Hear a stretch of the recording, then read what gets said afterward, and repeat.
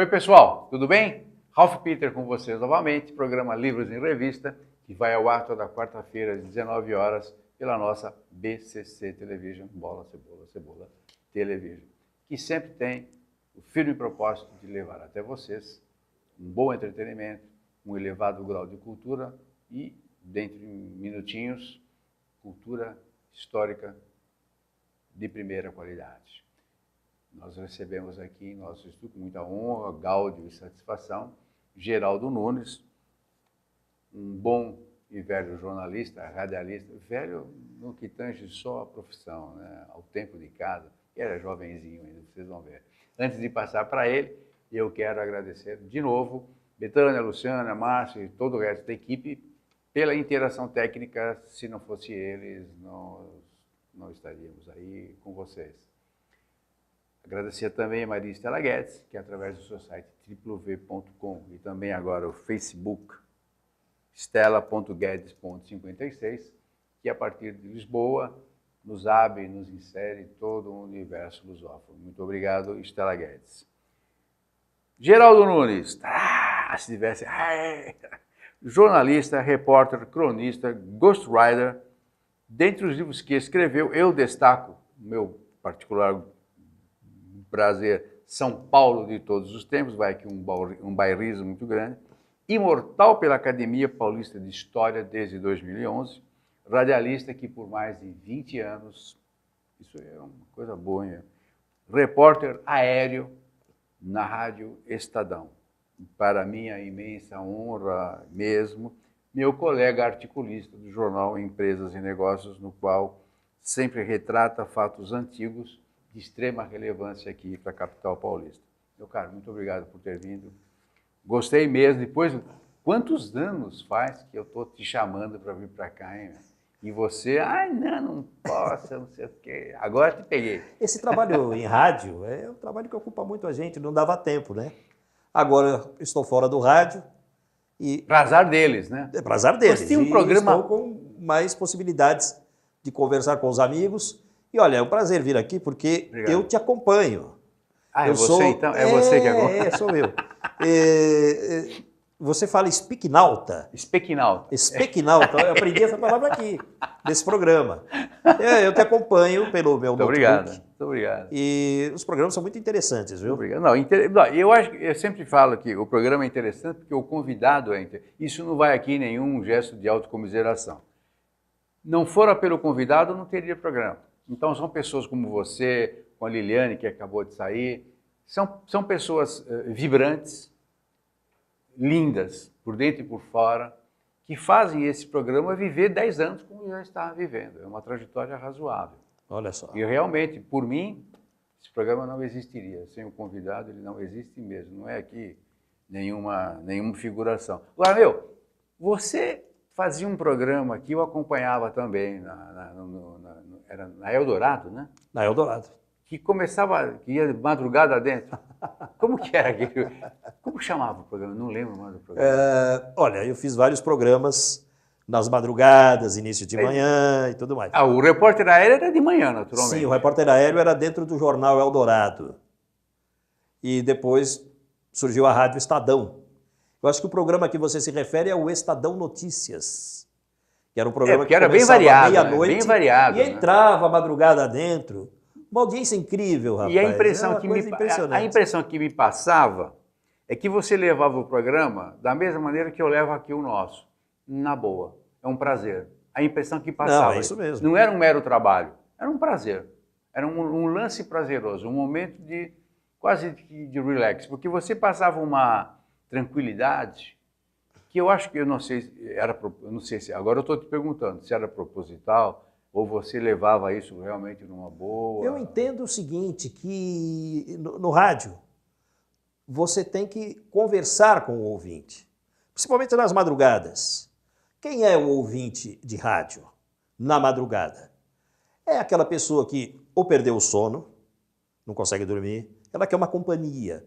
Ou as pessoas que trabalham na madrugada. Muita gente trabalha na madrugada. Porteiros, enfermeiros, taxistas, bombeiros, taxistas. E São Paulo, particularmente, que não para nunca, tem a gente cidade trabalhando não para. E aí, mas essas pessoas estão ali, elas querem uma conversa, uma companhia. Então, eu procurava, dentro do espírito do programa de informação para o ouvinte, de notícias, comentar as notícias de forma conversada, porque muita gente não sabe por que acontece um conflito na Venezuela, por exemplo. O que é que está acontecendo lá? Eu procurava passar essas questões, explicando para o ouvinte, trocando ideias, e chegavam muitas perguntas também sobre o conflito no Oriente Médio, principalmente. Por que existe o Estado Islâmico? Me perguntavam tudo isso. E, às vezes, você é até surpreendido pela pergunta. Sim, Tinha coisa que eu não sabia. Você não é onisciente, né? Pô, Aí, lógico. quando eu via que eu não sabia o assunto, eu segurava aquela pergunta e entre uma reportagem e outra, uma matéria gravada, eu ia da internet, pesquisava. Hoje nós temos esse apoio e voltava com o assunto, mas sempre conversando, passando para o ouvinte aquilo que eu procurava não ler a notícia, procurava interpretar aquilo que eu pegava na internet. E gerar informação. E olha, agora, o que acontece? O rádio é muito gostoso de fazer, muito prazeroso. Trabalhei mais de 30 anos por várias emissoras. 30 anos? Sim, Jovem Pan, Rádio Capital, Bandeirantes, a Eldorado, a Rádio Estadão, né? E muitas emissoras no interior também. Né? Você atua como correspondente, a Rádio Guaíba de Porto Alegre, a Rádio Orlândia, Rádio Clube de Sorocaba, a Rádio Ipanema de Sorocaba, uma gama de emissoras. Né? Já falei por esse Brasil inteiro. O rádio é muito bom, só que você citou São Paulo de todos os tempos. É um livro que eu escrevi em cima das entrevistas que eu fazia num programa que eu apresentava nos domingos, bem cedinho pela Rádio Eldorado, gravado. Eu gravava esse programa durante a semana. E aí ele era reprisado aos sábados à noite e ao meio-dia, no domingo. Era uma audiência incrível. E eram histórias muito interessantes de pessoas que viviam na cidade de São Paulo. E aí o sujeito, por exemplo, uma vez foi um morador do bairro da Pompeia. Ele disse que onde tem a Avenida Pompeia, descia um rio. Aí você imagina, como é que podia ter um rio ali? Né? É o córrego da Água Preta. E o córrego da Água Preta juntava com o córrego da Água Branca, que passava onde está a Avenida Francisco Matarazzo. Aí virou Água Branca. Os dois se juntavam e desaguavam no Tietê. Mas isso é incrível. Quer dizer, o que há de rios subterrâneos pela cidade de São Paulo é uma coisa interessante. O córrego Pacaembu, ele nascia onde está o estádio e desemboca no Tietê. A Avenida Pacaembu é toda... É um charco? Então, eu sei tem um disso. Piscinão ali na Praça Charles Miller, que quando não existia o piscinão, quando chovia, aquela avenida virava um rio. Uma coisa muito perigosa. Aí fizeram o piscinão para acolher aquela água do córrego. Então, tudo isso eu procurei passar nos livros. Você falou, eu fazia um curso na Avenida Pacaembu, numa casa, grande casa de Pacaembu. Passava um caminhão mais pesado, tremia a casa toda. Tremia, porque tem o rio por baixo. O rio por baixo. É o rio canalizado. Que loucura. Toda a área de vários, e ela treme quando passa caminhão.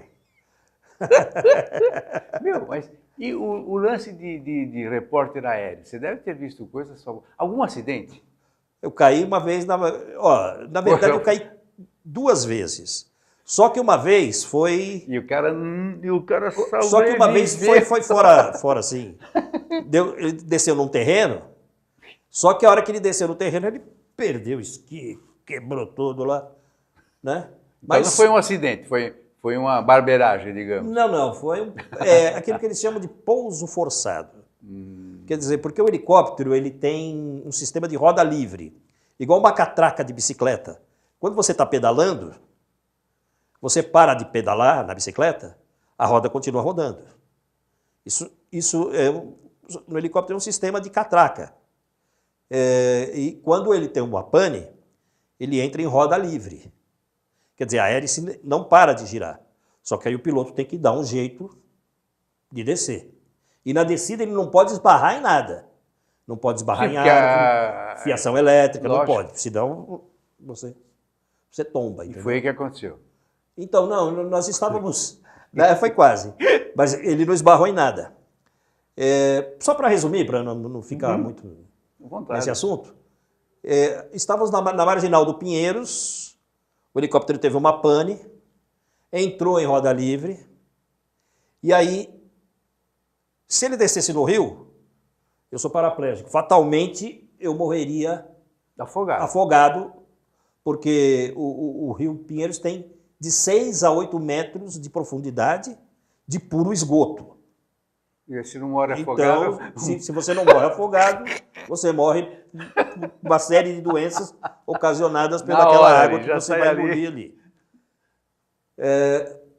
Do mesmo lado tem a linha do trem, que é toda eletrificada, ele esbarraria nos fios elétricos, e aí certamente morreríamos eletrocutados, eu e o piloto. Nossa. Então ele tinha que descer na pista da marginal. E foi no dia 11 de novembro de 2005, 8 horas e 15 minutos da manhã. Ele colocou a roda livre, soltou o helicóptero, e o helicóptero inclinou em 45 graus e foi em direção ao solo. Para nossa sorte, estava correndo o trânsito. O esqui do helicóptero, porque um helicóptero pequeno não tem rodinhas, ele tem um esqui. Igual essa cadeira aqui, tem um esqui embaixo. O esqui bateu na traseira de um carro e na lateral de um outro carro. Isso amorteceu a nossa queda. Aí o helicóptero bateu no chão e escorregou e foi deslizando para debaixo da ponte Eusébio Matoso. Aí eu vi o rotor de cauda, que é a hélice de trás, ela passou na minha frente aqui. É porque ela deve ter batido na escora do viaduto. Bateu no chão, lógico. Porque ele é feito, o helicóptero Robson 22, ele é feito com o mesmo material dos carros de Fórmula 1. Então, você vê o carro de Fórmula 1, ele bate, arrebenta tudo, né? E o piloto sai inteiro. O helicóptero é mais ou menos a mesma coisa. Então ele quebrou todo, foi hélice, estragou tudo. Mas a cabine ficou inteira. Intacta. Aí o piloto saiu e o helicóptero ficou tombado e eu fiquei em cima do piloto, preso pelo cinto de segurança. Aí o piloto saiu por cima de mim, pela porta do meu lado, e aí veio um cidadão, me pegou pelas axilas e me puxou para fora. Aí eu falei, puxa, mas como é que você sabe? Será que é São Pedro? O que aconteceu? Ele falou, não, eu já fiz curso de primeiros socorros. Quer dizer, Deus colocou tudo no caminho ali, né? Graças a Deus. E o segundo, né? rapidinho. Graças a ele. E o segundo? Você falou primeiro... Gente ruim não morre, estou aqui contando essa história para você. Eu não ia falar isso, mas já que você falou... E o outro que você falou que foram 2, né? Não, o outro foi... Ele desceu também na Marginal do Pinheiros. Só que tinha uns terrenos vazios ali, um pouco antes do Parque Panambi. E... um brejozinho ali. Estava chovendo, rapaz. Uma chuva danada. E... era um helicóptero antigo, um helicóptero Enstrom, que é uma marca, um helicóptero norte-americano, e ele tem uma hélice de... geralmente, o rotor superior são 2 pás, né? Aquele tinha 3. Nossa. Aí ele rodava e ficava...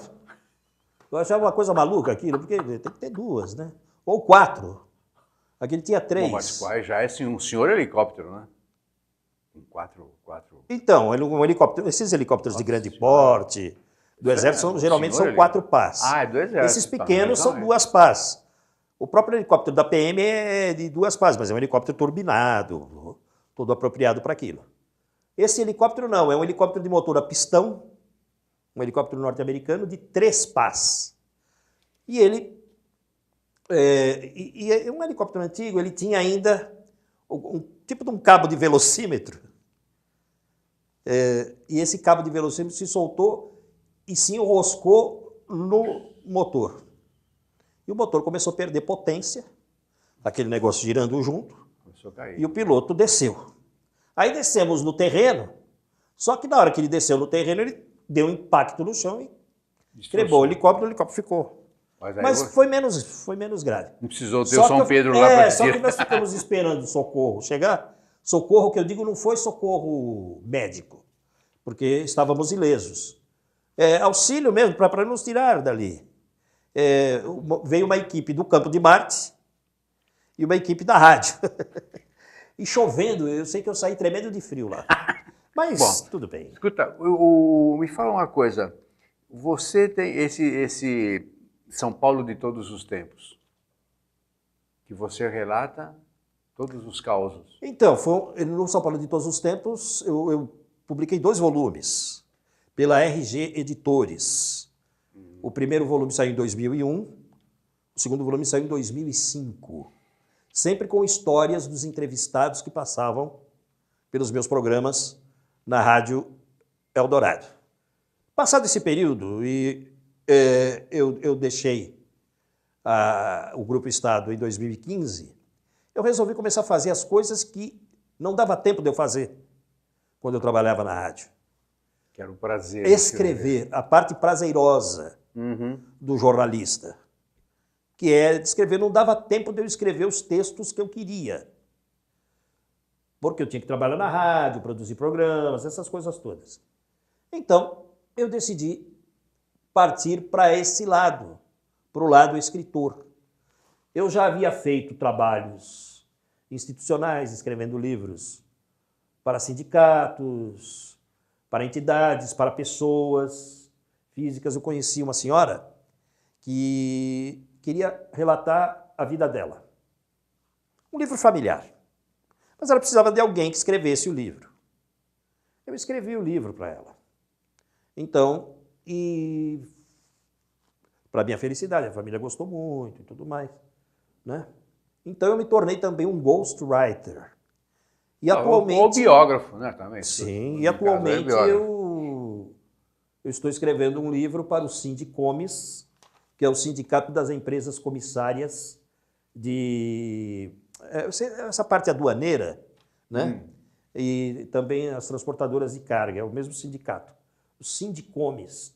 Estou fazendo um livro para eles. Mas esse livro, rapidinho, você falou agora, o que você vai escrever num livro de um sindicato de comissários e aduaneiros? Os comissários de despacho. São histórias que aconteceram? Sim, é a história do sindicato, as lutas da classe. Ah, tá. Uma história as do questões legais. Né? Porque tudo que você consome na sua casa, telespectador, espequinauta, né, Ralph Peter, todos aqui. Tudo que você consome na sua casa, no seu escritório, na sua empresa, no hospital, tudo isso passa pela alfândega, por uma empresa comissária de despacho ou por um despachante aduaneiro. E tem muitos despachantes aduaneiros que trabalham para as empresas comissárias. E essa empresa comissária, além desse desembaraço de alfândega, Receita Federal e tudo mais, ela cuida também da logística, ou seja, da embalagem e do transporte. E é uma história muito longa, né? Empresas que começaram na década de 20 do século passado e estão aí até hoje. Então tem muita história no meio que a gente está pesquisando para fazer esse livro. Além desse livro, tem um teu também que você está... Sim, aí lançando aí. Eu lancei 2 livros, São Paulo de Todos os Tempos, 2 volumes. E aí esse programa é voltado para aquele que também quer escrever um livro, para os editores, né? E existem uma série de trâmites que você já falou várias vezes aqui no programa e que dizem respeito, por exemplo, o trabalho do editor. Porque eu também, quando eu fiz esse livro para essa senhora, um livro de ghostwriter, eu passei pela situação do editor, que aí você tem que correr atrás do papel, de quem vai te imprimir, da gráfica, e tudo isso tem um custo. E aí depois você tem que repassar esse custo para o preço final. Para a pessoa, né? Para o preço final. E aí sempre tem aquela reclamação, a pessoa acha que ficou caro, e chora daqui, chora dali. Então, eu já passei pelo lado do escritor e pelo lado do editor. E tudo isso é muito difícil, né? Então, mas eu gosto muito de escrever. Aí, nós temos uma colega em comum, você como um agente literário conhece também a Thaís Matarazzo, Belíssima pessoa, por sinal. Ótima pessoa, muito honesta, muito profissional. E ela criou a editora Matarazzo. E, através da editora Matarazzo, os textos que eu produzo, as crônicas, sabe, é meio que inspiração poética, né? Muitas vezes você está conversando de um assunto, você lembra de uma história, de uma entrevista. Eu lembro muito das entrevistas que eu fiz, porque, assim como você me contou, a gente aprende com o entrevistado. Sim, sem A dúvida. gente aprende muito com O ele. tempo todo. Então, às vezes acontece uma situação, eu lembro de uma entrevista que eu fiz. Aí me surge uma crônica. Aí eu escrevo o caso. E você lembra depois? Lembro. Você lembra depois? Eu preciso escrever na hora. Agora, quando você faz uma crônica literária, você usa também um pouco de poesia. Então, às vezes, a coisa não foi daquela maneira, mas você dá uma recheada para tornar o texto mais palatável, mais bonito, sem fugir à verdade. Uhum. E, conversando com a Thaís, ela falou, poxa, participe, então, das nossas coletâneas, mande os seus textos e tudo mais. Então, nós fizemos uma parceria. E nós estamos lançando agora, vamos falar das avenidas Ipiranga e São João. Inclusive, eu mandei a capa do livro. Já está. Para vocês. Já está no monitor, está vendo lá? É uma capa simplesinha, foi a Thaís que tirou a foto. Tem alguma coisa a ver com Mas alguma coisa acontece no coração das pessoas quando se fala da São João com a Ipiranga. Então, eu conto nesse livro 3 episódios interessantes. E o primeiro deles, certa vez eu entrevistei o Randall Juliano. Você deve se lembrar do Randall Juliano. Aqueles que têm a nossa idade.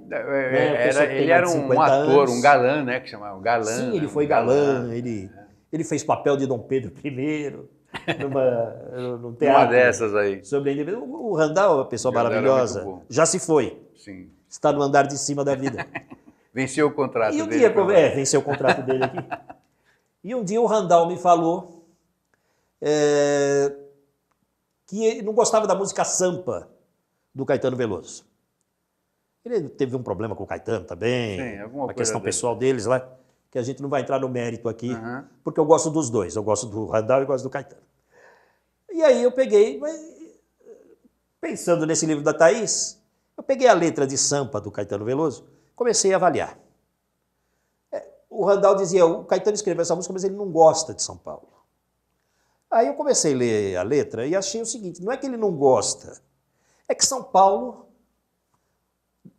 tem dor e amor. Então ele escreve sobre dor e amor. E alguma coisa acontece no meu coração que é só quando passo na Ipiranga com a Avenida São João. Por que isso?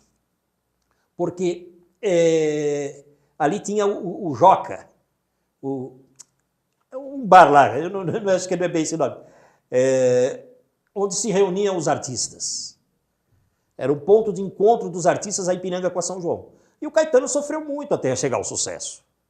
Então, quando ele passa no cruzamento da Ipiranga com a São João, ele se lembra daquele ponto de abre o baú dos artistas e alguma coisa acontece no meu coração. Né? Eu não lembro da letra, eu não sei se era bom ou mal. Ele explica, ele não explica. Alguma coisa acontece, mas ele não explica o quê, né? Ou não, explica. Foi que quando eu cheguei por aqui, eu nada entendi. Quer dizer, a confusão daquele que vem do Nordeste para São Paulo, da dura poesia concreta de suas esquinas, das elegâncias discretas de nossas meninas.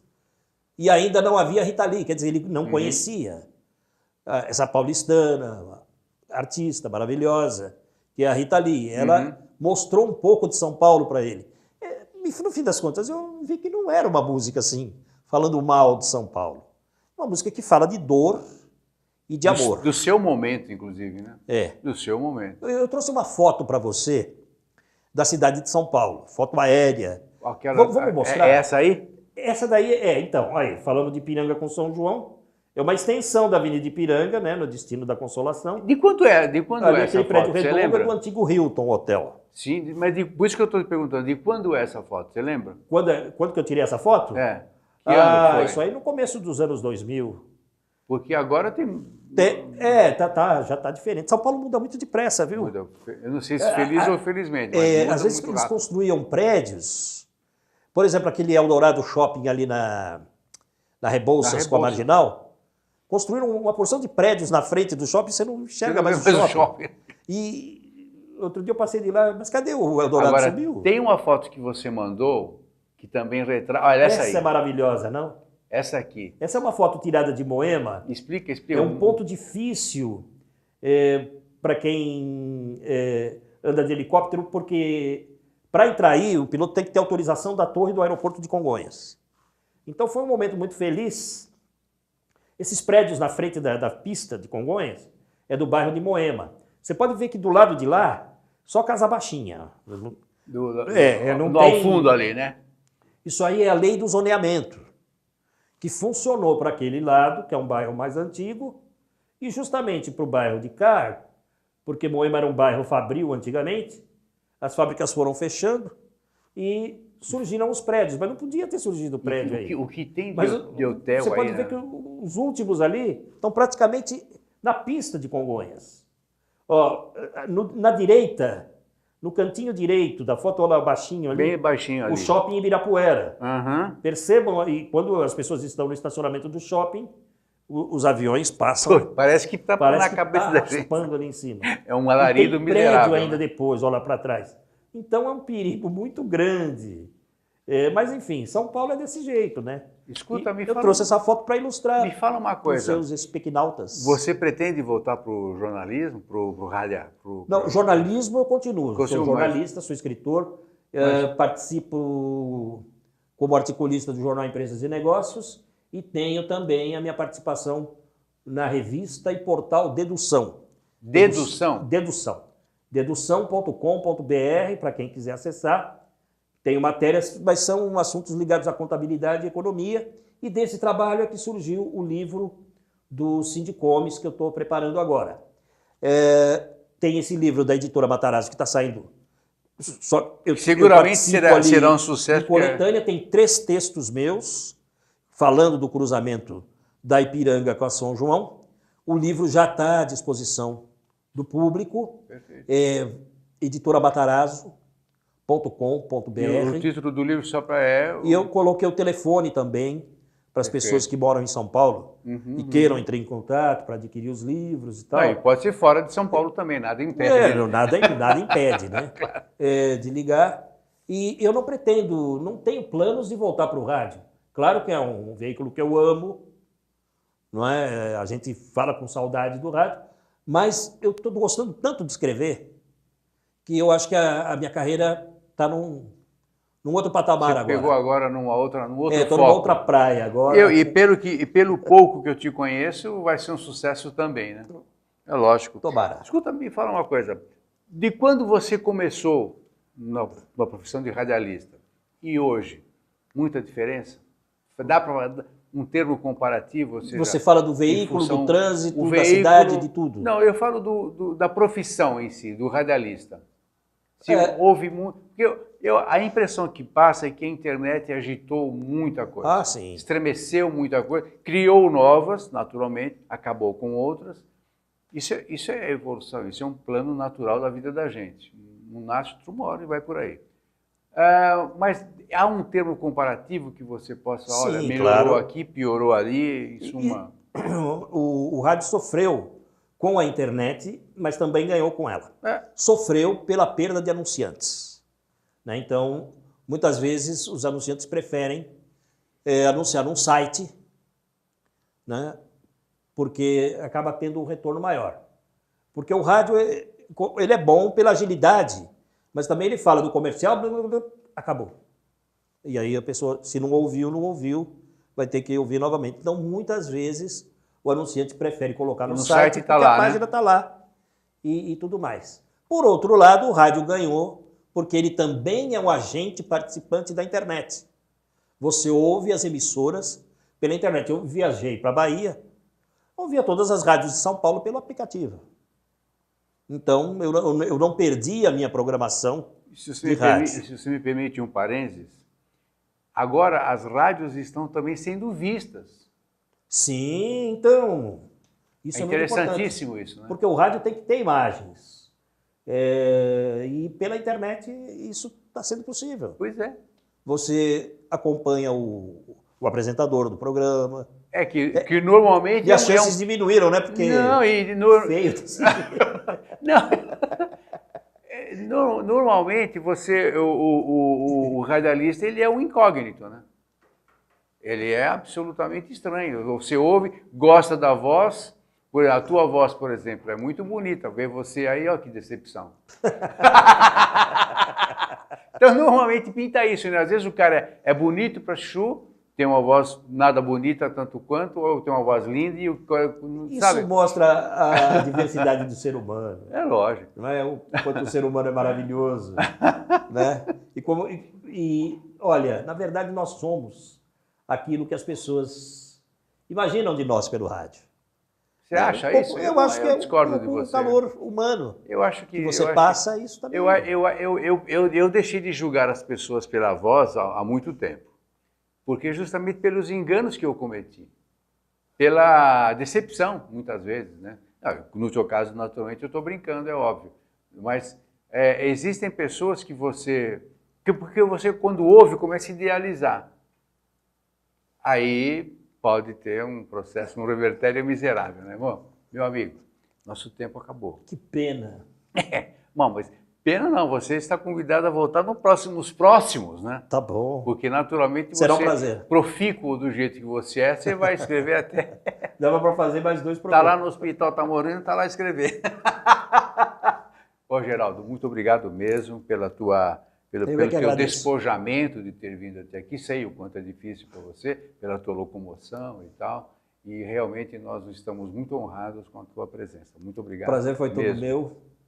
Obrigado. Pessoal, nós conversamos com o Geraldo Nunes, um profissional de primeiríssima qualidade do rádio, do jornalismo e que fez muita história e faz parte da história do jornalismo, do rádio principalmente. Como ele disse, mais de 30 anos de rádio, olha, não é para qualquer um, não. E a gente que milita na mídia sabe o quanto isso é difícil, hoje quase impossível. Meu caro, muito obrigado mesmo. Título do livro?